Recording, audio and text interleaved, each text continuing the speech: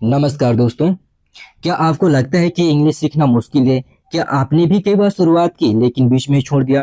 तो जरा रुकिए, क्योंकि इस वीडियो में मैं आपको एक ऐसा तरीका बताने वाला हूं जिसमें आप सिर्फ 3 दिन में इंग्लिश बोलना शुरू कर सकते हैं, और वो भी बिना किसी बुक, बिना किसी कोचिंग के। हाँ, आपने बिल्कुल सही सुना, सिर्फ 3 दिन में। तो चलिए इस मजेदार और आसान इंग्लिश लर्निंग जर्नी की शुरुआत करते हैं अभी से। मेरे प्यारे दोस्त, अभी इंग्लिश सिखाने के लिए मैं आपके पास मात्र 3 स्टेप पेश करूंगा। पहला स्टेप में आप सीखेंगे कि वर्ब किसे कहते हैं। इंग्लिश बोलने के लिए सबसे दमदार और मजबूती अगर किसी की है तो दोस्तों वर्ब पहचानने की है। वर्ब पहचान लिए तो आप लोग इंग्लिश बहुत आसानी से बोल सकते हो। तो फर्स्ट स्टेप में आप सीखेंगे कि वर्ब किसे कहते हैं, एंड सेकेंड स्टेप में आप सीखेंगे कि वर्ब जानने के बाद, मतलब पहचानने के बाद, इंग्लिश बनाते टाइम कैसे अपना रूप बदलता है उसको सीखेंगे आप सेकेंड स्टेप में। एंड थर्ड स्टेप में दोस्तों first step and second step के कॉम्बिनेशन से नए सेंटेंस का निर्माण कैसे करते हैं उसको सीखेंगे आप। तो दोस्तों इसलिए वीडियो बहुत इंपॉर्टेंट है। अगर आप लोग इंग्लिश सीखना चाह रहे हैं तो सही जगह पे आए हैं, इसलिए इस वीडियो को बिल्कुल स्किप मत कीजिएगा। मैं बहुत ही आसान और बेहतरीन तरीका से कोशिश करूंगा आपको इंग्लिश सिखाने के लिए, तो दोस्तों बने रहिए। तो लीजिए, इंग्लिश सीखने का पहला स्टेप आपके पास पेश है। तो दोस्तों पहला स्टेप में हम सीखेंगे कि वर्ब क्या है। तो वर्ब यानी क्रिया, यानी ऐसा कोई भी शब्द जो काम बताता है उसे हम वर्ब कहते हैं। जैसे खाना, पीना, चलना, सोचना, पढ़ना, खेलना। इंग्लिश में होता है ईट का मतलब खाना, ड्रिंक का मतलब पीना, वॉक मतलब चलना, थिंक मतलब सोचना, स्टडी मतलब पढ़ना, और प्ले मतलब खेलना। दोस्तों सीधी से बात करूं और सिंपल से बात करूं वर्ब पहचानने के लिए, तो आप एक बात को याद रखिएगा, इस दुनिया के किसी भी शब्द के लास्ट में अगर ना आता है उसे हम वर्ब कहते हैं। यह ट्रिक दोस्तों 99% काम करती है, 1% पे काम नहीं करती, बाकी 99% पे काम करती है कि इस दुनिया के किसी भी शब्द के लास्ट में अगर ना आता है तो उसे हम क्या कहते हैं? वर्ब कहते हैं। तो दोस्तों आप लोग एक बार यहाँ पे देखिए ध्यान से, जैसे खाना, पीना, चलना, सोचना, पढ़ना, खेलना, इन सब शब्दों के लास्ट में ना आ रहा है लास्ट में, तो आप लोग यहाँ पे पहचान पाए होंगे कि यह क्या है? वर्ब है। तो इसी तरीके से इस दुनिया के किसी भी शब्द के लास्ट में ना आ जाए उसको हम क्या कहते हैं? वर्ब कहते हैं। ओके दोस्तों, आई होप दोस्तों पहला स्टेप आपको बहुत क्लियर से एकदम कंसेप्ट क्लियर हो गया होगा। एंड सेकेंड स्टेप की तरफ हम चलते हैं दोस्तों।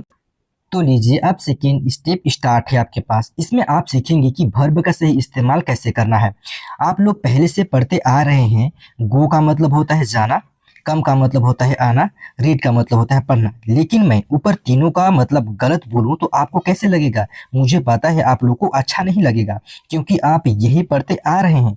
तो फिर गो, कम, रीड, इस सब का क्या मतलब होता है? और जाना, आना, पढ़ना, इस सब का इंग्लिश में क्या अर्थ होता है? हाँ, थोड़ा धैर्य रखो, यह सब बता रहा हूँ, यही तो कमाल की बात है इंग्लिश सीखने के लिए। जैसे जाना का मतलब होता है टू गो, आना का मतलब होता है टू कम, पढ़ना का मतलब होता है टू रीड। तो फिर गो, कम, रीड का मतलब होता है क्या है दोस्तों? यहाँ पे ध्यान दीजिएगा।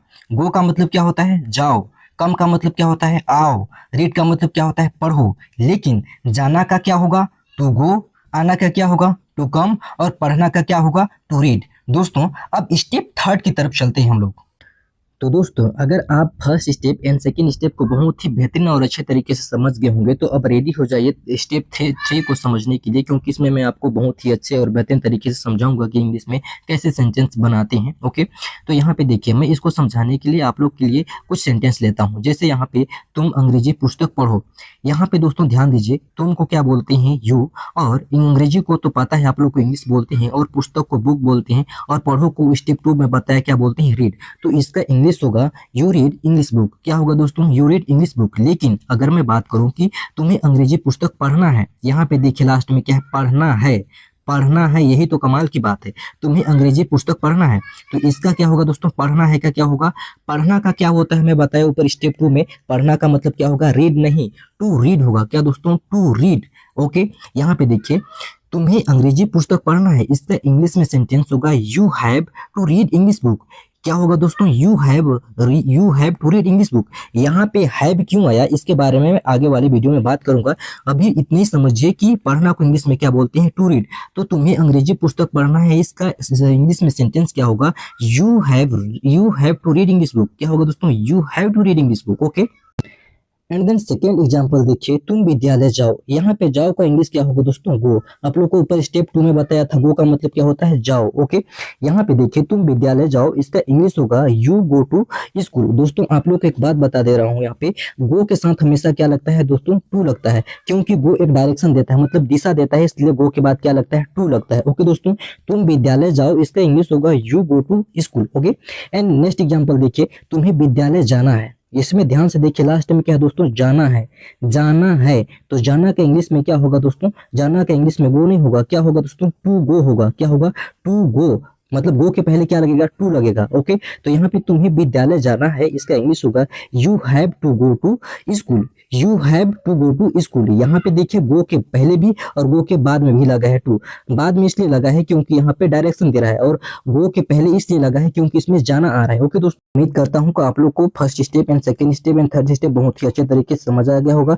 एक एग्जांपल देता हूँ दोस्तों, कमेंट करके जरूर बताइएगा, मुझे रायपुर जाना है, इसका आप लोग जरूर कमेंट कीजिएगा, इसका इंग्लिश क्या होगा। ओके दोस्तों, वीडियो को लाइक सब्सक्राइब जरूर कीजिए दोस्तों, ताकि जब भी वीडियो अपलोड करूँ तो इसकी नोटिफिकेशन बिल्कुल आपको सही टाइम पे पहुंच जाएगा। थैंक यू दोस्तों।